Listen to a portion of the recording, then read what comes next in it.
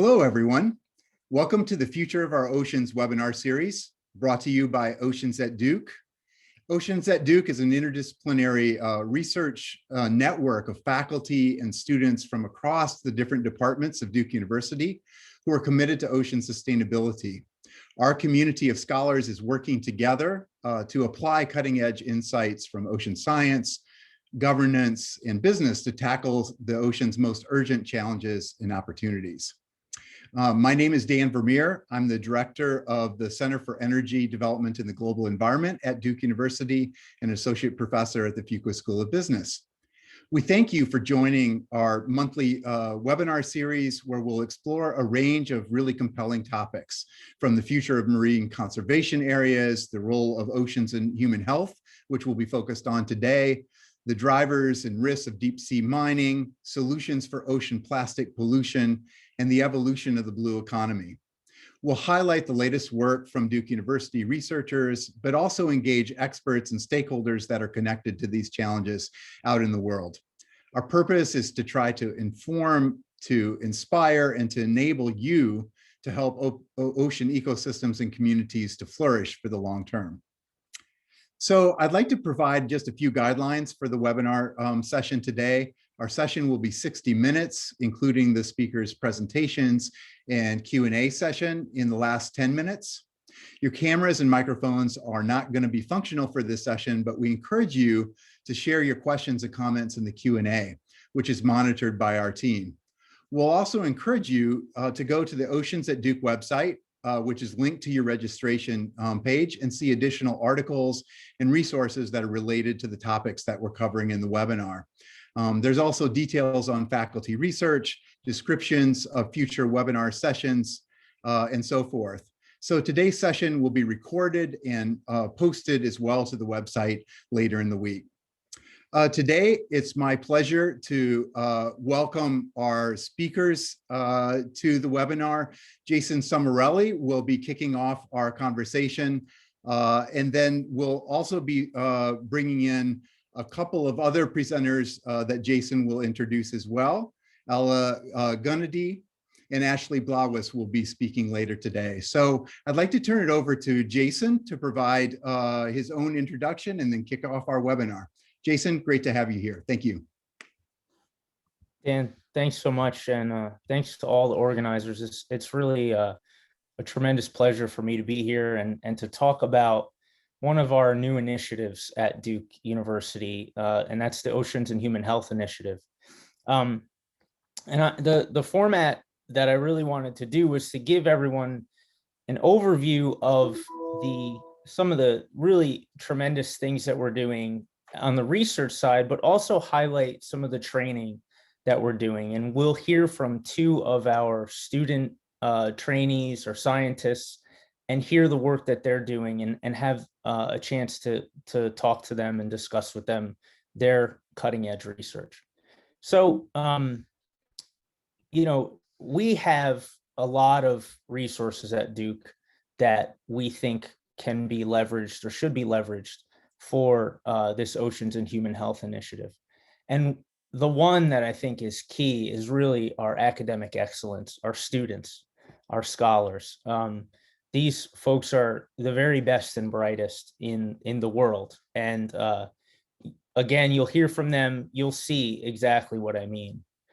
But we also have, in addition to our academic excellence, we have a center of excellence in our medical center and our NCI designated comprehensive cancer center. It's a tremendously powerful resource and a leader in innovation in biotech and health.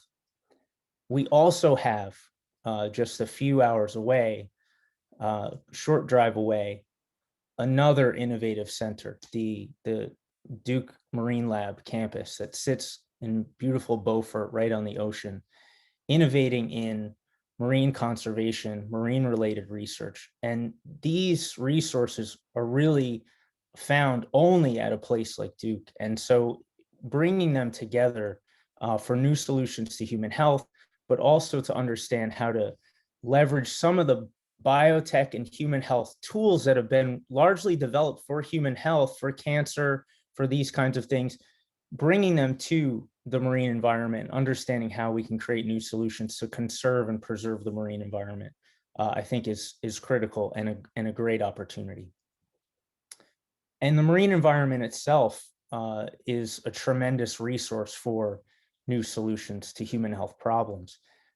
We know it's home to almost all the world's biodiversity, but we also know that we're causing tremendous harm to the marine environment. And you'll hear from Ella Gennady about the work that she's doing using CRISPR and these other relatively new technologies that were largely funded through human health research, using them to try to clean up ocean plastic and prevent additional ocean plastic. So the marine environment really is an untapped resource for human health innovation. It covers almost 3/4 of the world. It contains 8 out of 10 of all living organisms. So even more than the rainforest, any terrestrial land ecosystem, it really is it's outperforming, so to speak, in the amount of living organisms there. And we also know that about 2/3 of our anti-cancer compounds come from natural sources, but almost all of these are coming from terrestrial sources. And the marine environment, we've only really scratched the surface in finding new anti-cancer agents and new drugs and small molecules for different diseases from the marine world. But I believe that this is changing. Folks are starting to understand at the level of the corporate world, at the level of government, the importance of marine genetic resources and marine small molecule resources in terms of our future human health innovations. And our own work has really found in understanding, in particular, the diversity of anti-cancer compounds from the marine world, how many of these compounds target both multiple cancers. So many of these marine compounds are hitting and targeting or being effective against multiple cancer types, but they're also being effective against multiple resources that cancer cells require to survive. So we're finding that many of these anti-cancer compounds may have really strong potency for killing cancer. And I think one of the best things from this paper that we recently published is not necessarily all that we found about anti-cancer compounds, but when you look at all of the names on here, the ones highlighted in red are undergraduate researchers who are doing the work from the research in the lab all the way through the whole process of research to publishing. And so we really believe that this Oceans and Human Health initiative can be a training ground for the next generation. This is an example of Samicinia. It's a marine sponge, and I wanted to highlight this one because I'm really excited about this line of research. This is one we're studying in the lab at the level of its small molecules. Samicinia sits in off the coast of Polynesia. You can see Baja and California way up here on the left. It's way out in the middle of the Pacific Ocean, and this sponge is living out here. It produces a compound known as cymberin. And when we apply cymberin to cancer cells, we see a tremendous potency. So we have plotted on the y-axis, we have cell viability. So how many cells are alive? And here we have just dose of cymberin or a standard of care chemotherapy, a toxic chemotherapy known as oxaliplatin in blue here. What we see is that as we increase the dose of cymberin, we kill at some high dose of cymberin, we kill almost all of the cancer cells. Now, what's really fascinating to me is that we're killing the same number of cancer cells, about 80 or 90% of them, at about 1,000 times lower dose than the current standard of care chemotherapeutic agent that we're using. And now, in collaboration with physicians at Duke University, clinicians, we are trying to translate this into rodent models of cancer to make sure that the toxicity is low enough to translate then into human clinical trials. We've seen a lot of promising results from this so far. Low toxicity, high potency for cancer. In addition to the small molecules that we're sort of sustainably mining from the ocean, we also think there's a really unique opportunity to learn about adaptation to the marine environment as a way to understand human health, disease, and in particular cancer and ischemic events.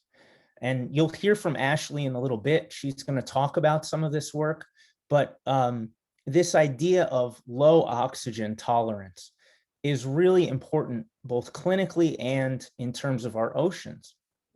Clinically, hypoxia, meaning a low oxygen condition, is really what initiates cancer spread. And this is the major cause of death for almost all patients with solid tumors. It also is relevant in heart attack and stroke, this idea of hypoxia where there's not enough oxygen getting to tissues. It's also really important in our oceans, and as climate changes, as global temperatures warm, the amount of oxygen in our coast, in particular in our coastal ecosystems, is going down. And so if we can understand natural adaptation to hypoxia, we hope to be able to intervene for these species that are having to tolerate this change. Hypoxia is also relevant to today's pandemic.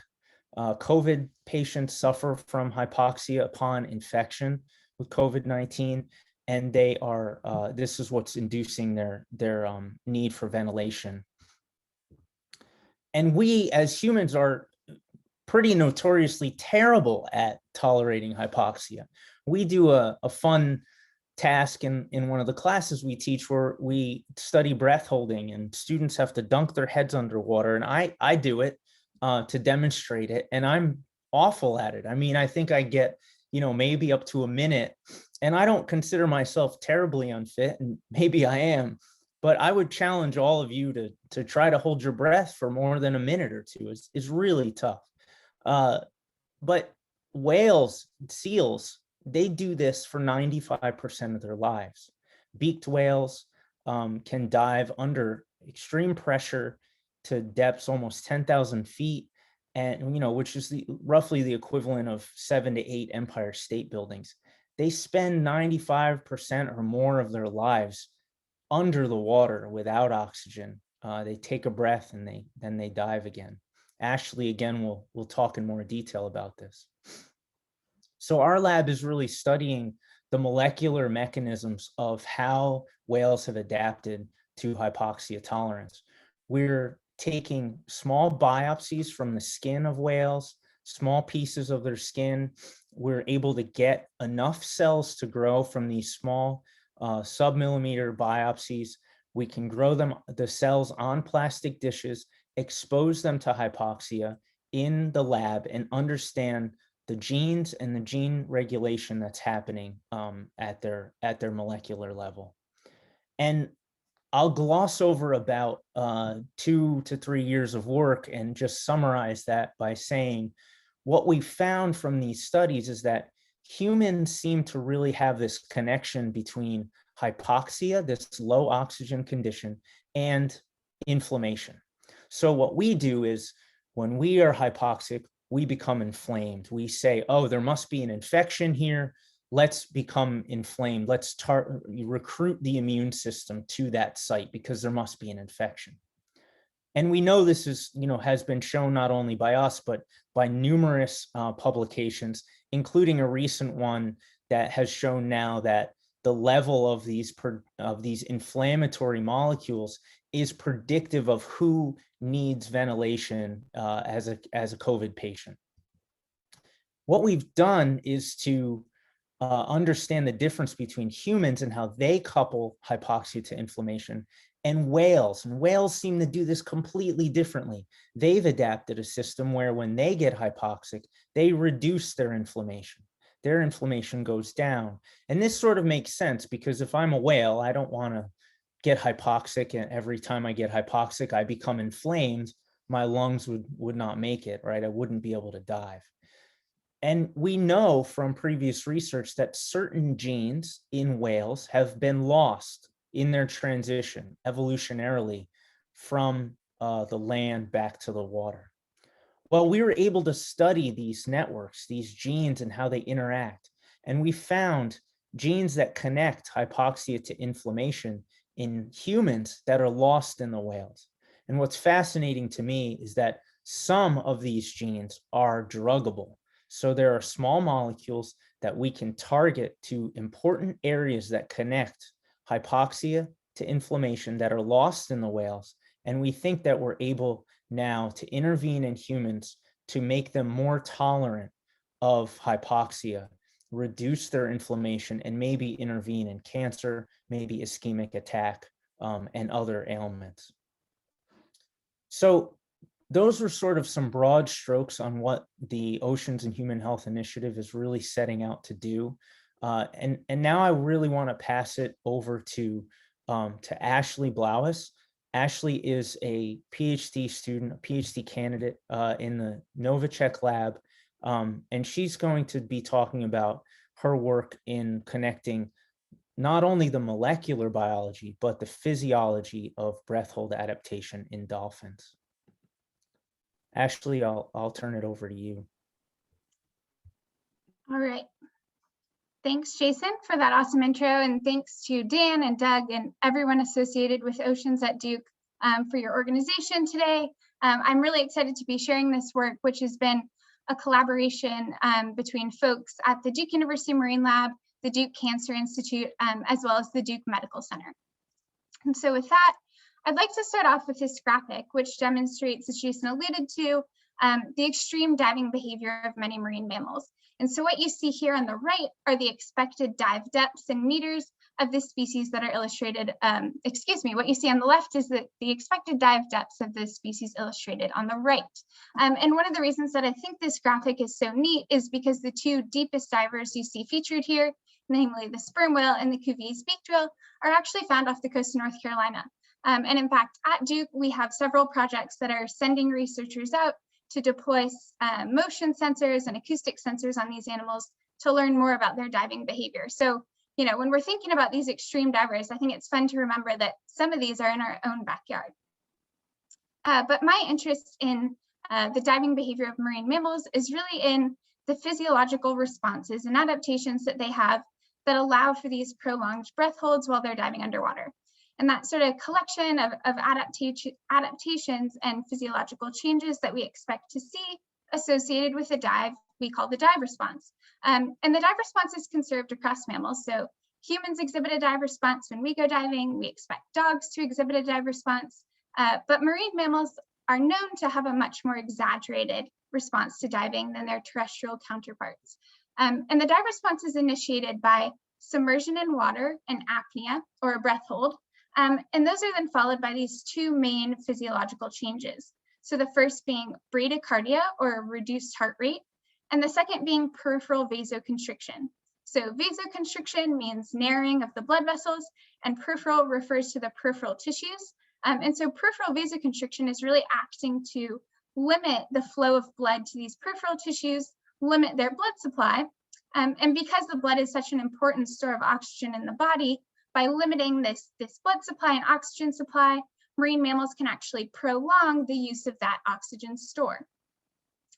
And to drive home the point that this response is really exaggerated in marine mammals, what I'm showing here is data from a 1979 study of a Weddell seal, where researchers were actually able to measure organ blood flow during a control period when the animal was resting at the surface, and compare it to blood flow when that animal was diving underwater. And what they found is that blood flow to each of the organs that you see pictured on the x-axis there was significantly decreased, except for in one organ, which was an outlier, and that was the brain.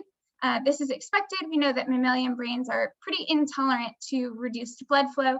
But what this does tell us is that many of these tissues in the Weddell seal were experiencing extreme ischemia or reduction in blood flow, and likely also the onset of hypoxia, so this reduction in the concentration of local oxygen.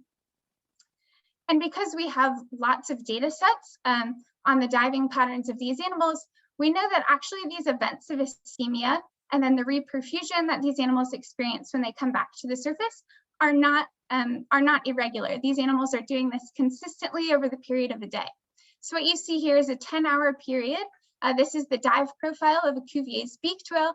And you can see that this animal is frequently alternating between the surface conditions and then diving conditions when we expect the animals exhibiting the dive response. And because we observe no apparent detrimental effects, this leads us to take sort of these two pieces, the idea that marine mammals have this extreme physiological response to diving that results in ischemia and hypoxia, and the fact that they experience these conditions really quite frequently, alternating with periods of high perfusion at the surface, to think that maybe marine mammals are a unique model to study ischemic and hypoxic stress tolerance. And so what this is this led myself and my collaborators to ask the question, are there potentially changes in gene expression in a breath-holding marine mammal, in this case a bottlenose dolphin, that can help us pinpoint mechanisms for how marine mammals are so tolerant to ischemia and hypoxia in a way that we know that humans are not? So to answer this question, we collaborated with marine mammal specialists and dolphins in human care at Dolphin Quest Oahu, and were able to take blood samples while dolphins performed trained breath holds underwater. So we took a blood sample at the beginning of the breath hold, during the breath hold, and at the end of the breath hold, as we expected ischemia and hypoxia to continue to develop as the breath hold persisted. And what we could do is then we could then look at gene expression in these samples across time points.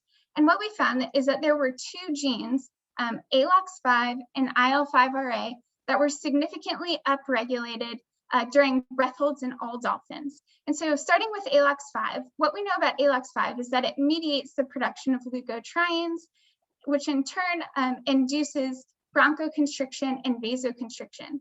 And if you remember back to a few slides ago, vasoconstriction is a really important physiological response to diving. And because we've been able to collect other physiological data sets in these same dolphins at Dolphin Quest Oahu, we know that in fact, when these animals perform a breath hold, they experience bradycardia, and therefore we also expect that they're experiencing vasoconstriction. So when we look at these two pieces of evidence together, this suggests to us that potentially ALOX5 is acting as a mechanism to support continued vasoconstriction through the breath hold. And this is exciting because traditionally, I think we assume that neural mechanisms are behind most of the responses to diving, but this suggests that potentially we should consider molecular mechanisms as well. And so in addition to the link between ALOX5 and vasoconstriction, what we also know is that ALOX5 and IL5RA have been identified as genes associated with asthma and asthmatic inflammation in humans. And in fact, an FDA-approved drug, there is an FDA-approved drug for the treatment of asthma that actually targets this IL5RA gene. And so that was really exciting to us because what it suggests is that these genes that we're identifying as important and upregulated in breath-holding dolphins are actually relevant in asthma, which is a pathology related to hypoxia and inflammation in humans. So the results of this work we deposited on the preprint server bioRxiv.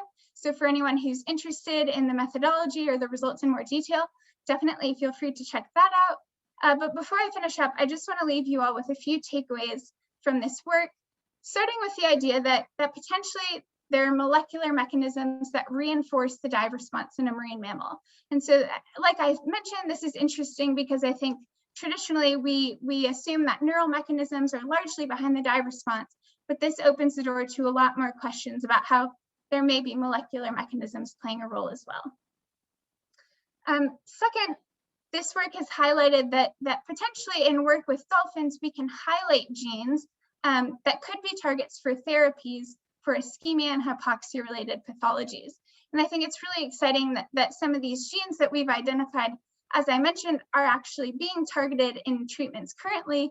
And if you think back to the sort of gene network that Jason showed, I think what this also highlights is that the work in dolphins may be able to identify nodes in that network where the connection between hypoxia and inflammation may be able to be severed.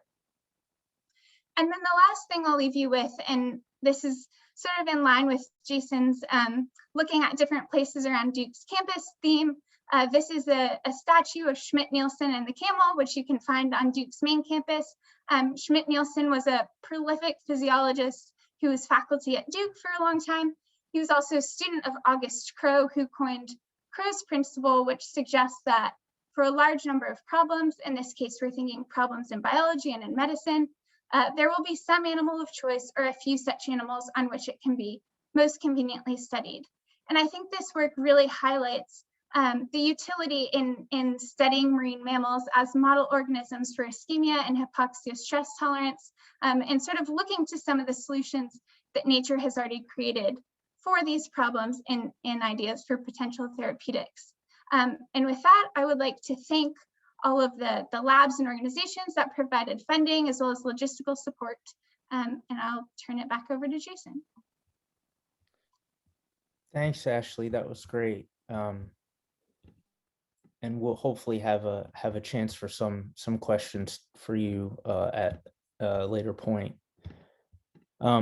So we're going to now sort of move on to a different side of this, a different aspect of this. And so I'd like to introduce our next speaker, Ella Gennady. Ella is going to really be focusing on this other part of the Oceans and Human Health Initiative, which is really on all of the human impacts on the marine environment and how we can leverage other resources from biotech, from what we've done with studying human disease to now study how we might better preserve and conserve our oceans. So Ella, thanks for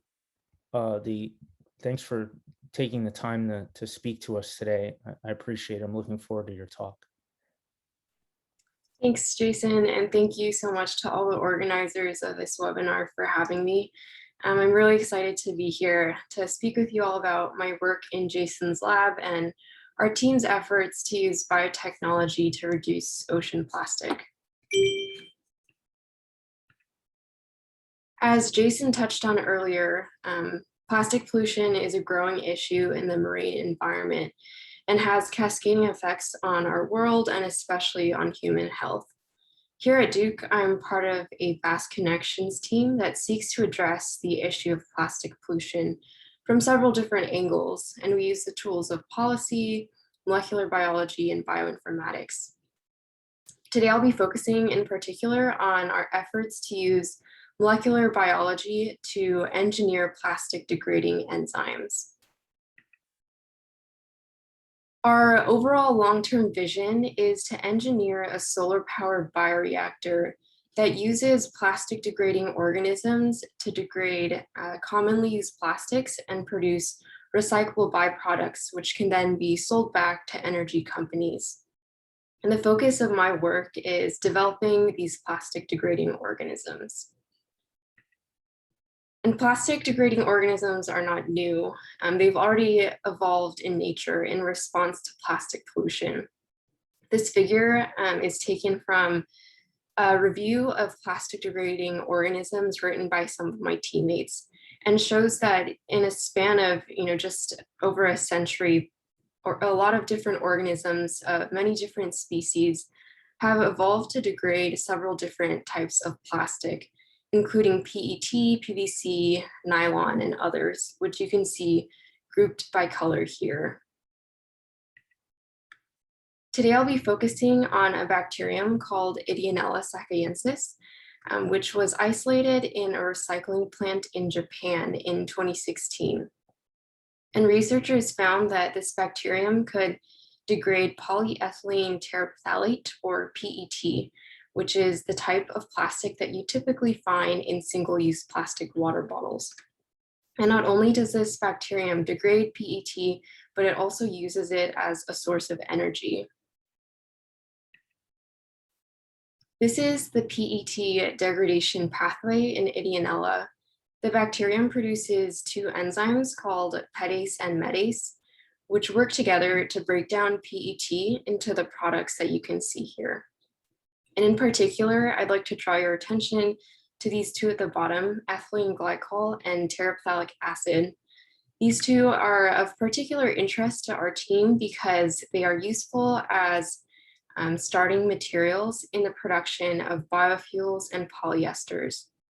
So we believe that since this pathway produces these useful byproducts, this pathway could potentially contribute to a more circular plastics economy. While it's certainly promising and exciting that this pathway has already evolved in nature in Idionella, in its natural form, it isn't currently effective enough to be used on a large scale for bioremediation efforts.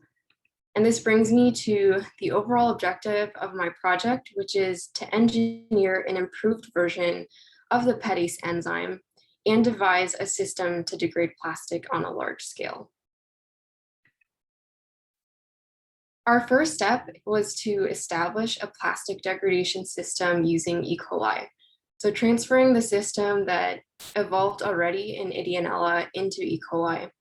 And we chose E. coli because, as many of you may already know, it's commonly used in molecular biology because it can be easily manipulated to produce a protein of choice. And in our case, that's PETase. We did this by isolating the PETase gene from Idionella and transforming that into E. coli. And so in this way, we were able to create a strain of E. coli capable of producing the PETase enzyme. Our next step for this first objective is to verify that the system indeed breaks down PET plastic. So to do this, we'll grow our PETase producing E. coli in media containing PET plastic. And we'll be able to verify using a microscopy whether that PET is visibly degraded. And also we'll be able to observe whether the products of PET degradation, in particular TPA, are produced in this process as well. Our next objective is to enhance this plastic degradation system. So as I mentioned earlier, the system that evolved in Idionella, while it does degrade plastic, it isn't currently effective enough to be used on a large scale. So this second objective is focused on enhancing the function of the PETase gene. To enhance PETase's function, we'll be taking advantage of natural selection. So the idea that mutation creates diversity and then natural selection can then act on that diversity to eliminate unfavorable mutations and also propagate favorable ones. The end goal here is to use natural selection to identify PETases with improved ability to degrade plastic. However, we first need a source of diversity. So our first step was to create a pool of mutant PETase enzymes. We accomplished this by using a technique called error-prone PCR. And this technique essentially introduces random mutations throughout a gene. So we started with the original PETase gene originating in Idionella and used error-prone PCR to construct a library of mutant PETases with a variety of random mutations throughout. And so this becomes our source of diversity on which natural selection can act. We sequenced the products of error-prone PCR and found that we'd produced over 240,000 unique PETase mutants. And of these 240,000, above 58,000 were full-length mutants, meaning they were full-length proteins that weren't prematurely truncated. Of these, 6,000 mutants had sequences that were above 90% identical to the original PETase that was isolated in Idionella. We hypothesized that somewhere in this blue region, there may be a mutant with enhanced plastic degrading function. So our next step is to use adaptive evolution and natural selection to identify which, if any, of these mutants have that plastic degrading capability. We'll do this by first growing E. coli, each expressing a different mutant PETase in media, and then remove the nutrients from that media and add PET plastic. And we expect to observe that at first the E. coli will grow normally until we deprive it of nutrients, after which most of the E. coli will die unless they have a version of PETase that enables them to effectively use PET as an energy source. We expect that those mutants will be able to outcompete the others, and from there we'll be able to identify which of the mutant PETases which we've created is the most effective at degrading PET plastic. To conclude my presentation, I just want to circle back to our overall vision, which is to use these improved PETase enzymes to engineer a bioreactor that can take in PET plastic and output recycled byproducts. And by producing these products, TPA and ethylene glycol, we hope that such a system can contribute to a more circular plastics economy and prevent further plastic pollution in our oceans. With that, I'd like to say thank you to all of my mentors and the Vast Connections program at Duke. And thank you all so much for your attention, and I'll turn it back to Jason. Thanks so much, Ella. Yeah, great work, and I appreciate you sort of presenting on the other side of that that idea. I just wanted to end the whole webinar by highlighting that, you know, we're really, once again, as I said, we're really focused on training and equipping these amazing students, as you're seeing, with the tools that they need to really become the next generation of thought leaders in this field, and looking across disciplines. I think we need more of that. And I always tell students, and I think it's really pertinent, even more pertinent these days, that you know, I think probably everyone on the webinar agrees that there's intrinsic value in natural systems in the marine world in particular. But you might not always have a conversation with that person, with someone who shares that worldview. And I think one of the things that's maybe more intangible that an Oceans and Human Health initiative does for us is it allows people to see value in sustainably utilizing the ocean world for human health benefit.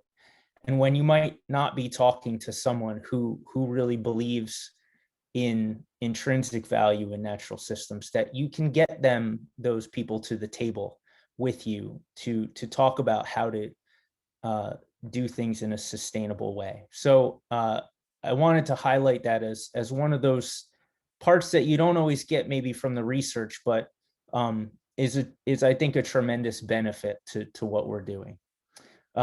And I'd just like to thank everyone, thank the speakers again, Ashley and Ella, great job, and thanks once more to all the organizers, and hopefully we have a little time for questions.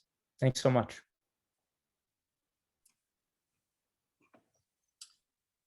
Yeah, thank you, Jason. Thank you, Ashley and Ella. Did an awesome job. So I would like to invite the audience to type questions into the Q&A box at this time.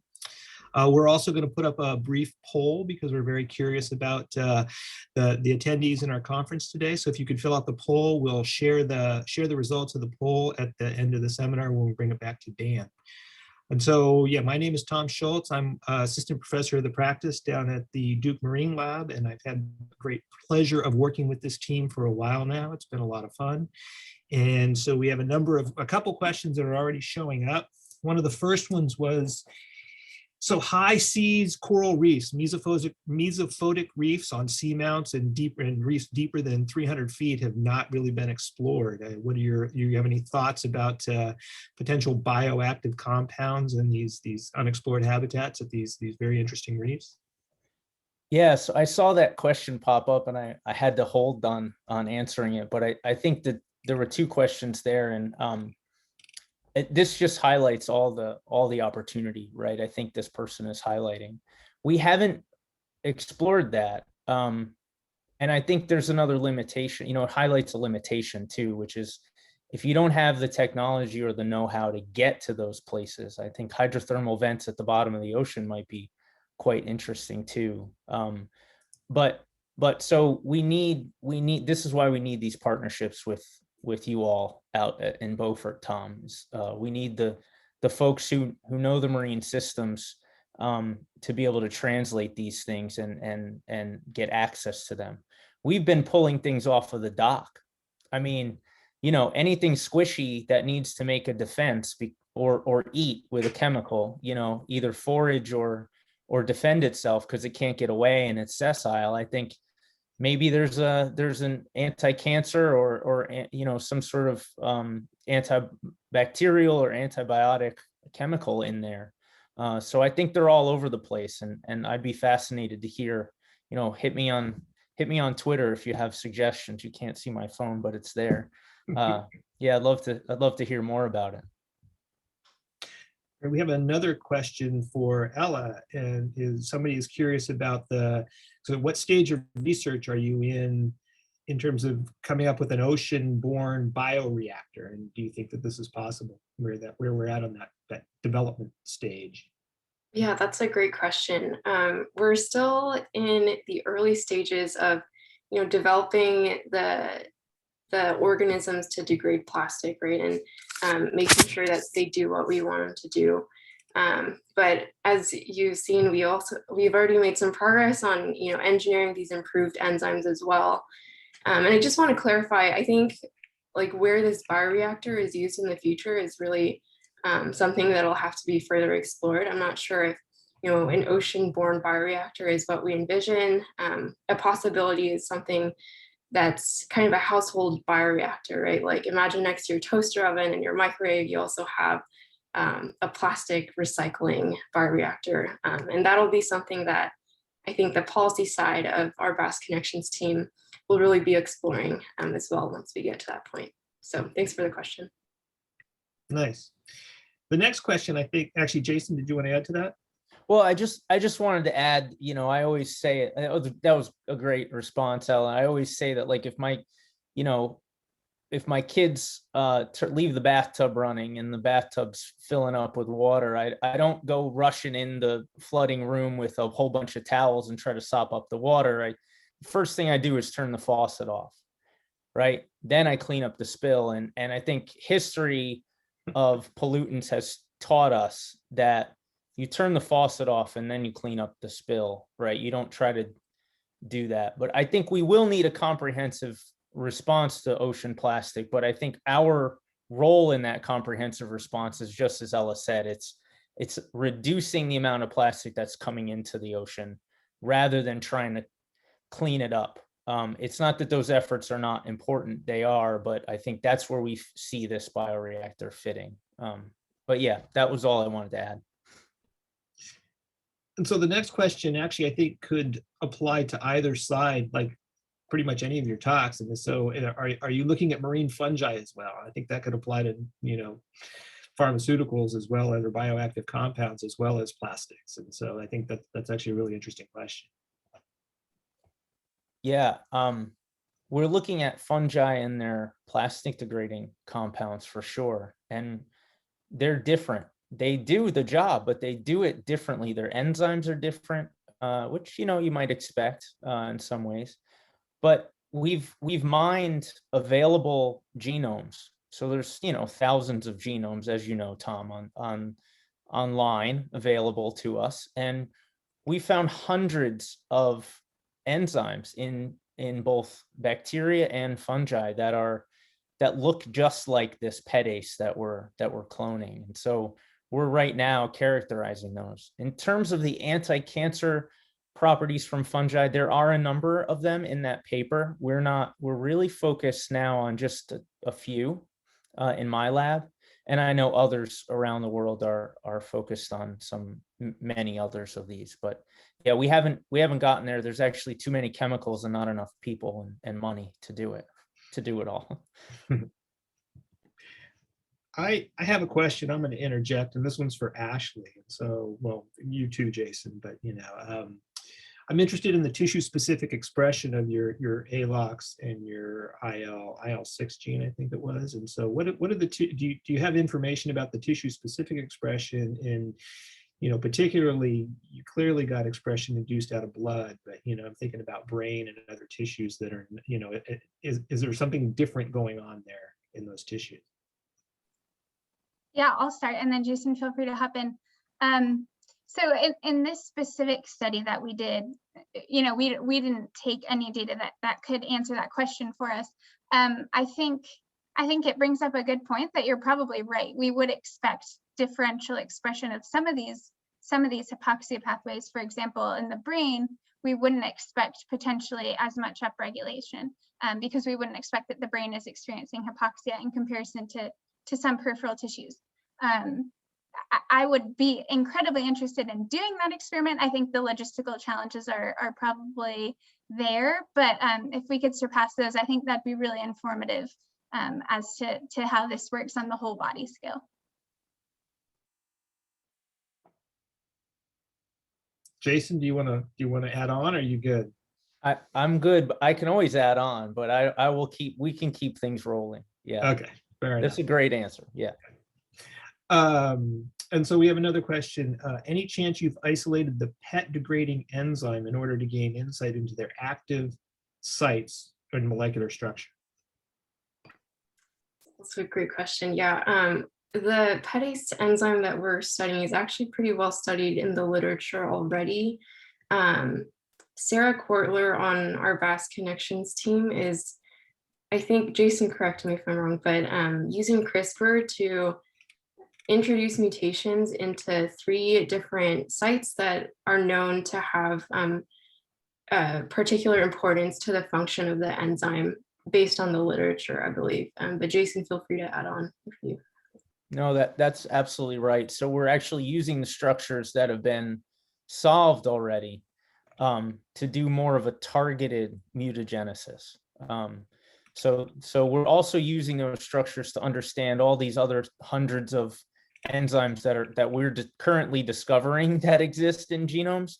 We're using the structure to inform, essentially create a predictor of whether that enzyme is actually going to be able to degrade plastic or not. And then our plan is to test, some subset of those after we pass it through this structure-based model. But yeah, that's a terrific question from whoever that was. Nice. So yeah, we have an interesting one here. And so I recently learned algae's potential in pharmaceuticals. Does the Duke Health Marine Lab also have research going on with respect to algae? It's a big interest in some of our chemistry collaborators are really won't leave me alone about that. Some that Tom, won't leave us alone about that topic, are really fascinated by. I think there's a couple of species of brown algae near the Marine Lab actually that we can get to, fairly readily.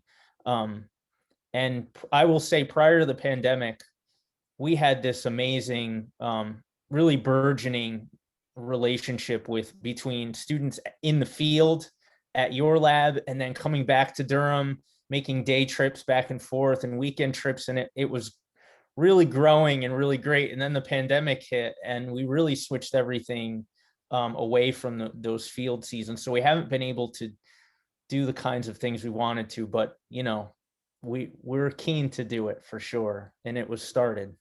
Yeah. Yeah, I mean, I would also add on to that answer too, is that we actually have an algal culture facility down here at Duke. We got the algal pad and they're growing microalgae for biofuels. Well, originally for biofuels, but they're also exploring nutraceuticals as well. So there's definitely some potentials there in terms of algal culture, which is really, it can be pretty exciting. Absolutely. I think we're a little early. I don't really see if I missed any questions in the chat. think at this point, hold on, there's a lot of attention last year.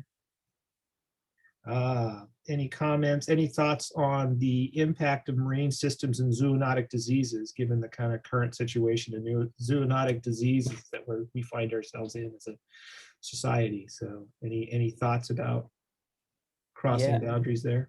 I just this morning saw really, I'm glad that I saw this now. I saw a really interesting, I can't remember where it was in, but it was an academic journal, you know, one of our science journals. And they made the case that most of the microbes that we encounter, most of the pathogens that we encounter, they're not, you know, the ocean pathogens that we encounter are not encountered by us, right? That even marine animals are not, and marine mammals are not, have not encountered these deep microbes, deep sea microbes.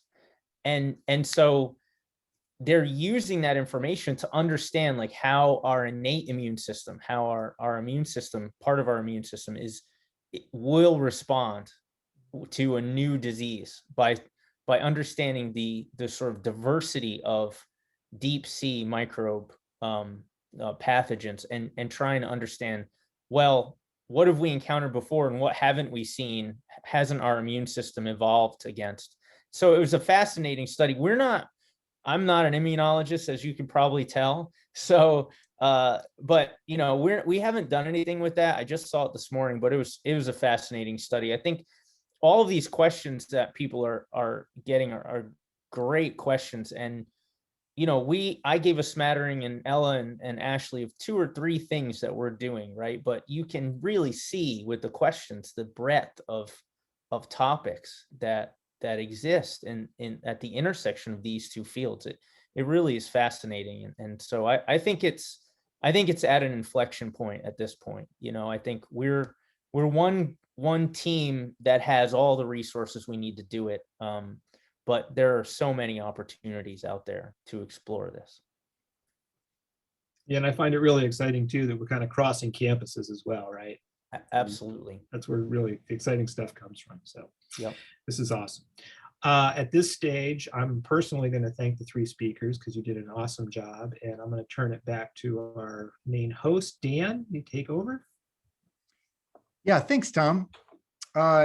Really fascinating presentation. I wanted to do a couple of things while we wrap up here. First of all, I want to really thank our speakers for fascinating presentation. And I think what this demonstrates to me a few things. One is the potential for innovation at these intersections or at these kind of, you know, points of contact between different disciplines and different areas of research that are really exciting.